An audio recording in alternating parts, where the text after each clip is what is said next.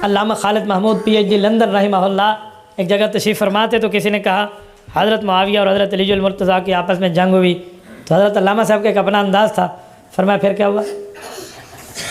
उन्होंने कहा हज़रत जंगें हुई, खून बह गया। फिर उसे समझ ना आई तो अल्लामा साहब ने कहा कोई ऐसी दलील ले आ जिससे हज़रत मुआविया का सहाबी होना ज़ायल हो जाए। सहाबी मर्तबा है ना, जन्नत का टिकट है सहाबी होना, कोई मजाक तो नहीं है।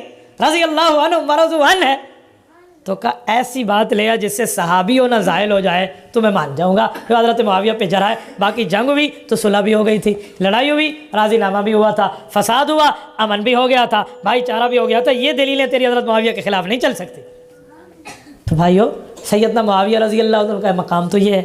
और एक बात मैं आप हज़रात से भी कहता हूँ कि हम लोग हज़रत मुआविया के साथ इस तरह इंसाफ़ नहीं कर रहे जिस तरह करने का हक़ है। हमारे यहाँ बच्चों का नाम मुआविया रखने में बहुत बड़ी कमी है, बहुत बड़ी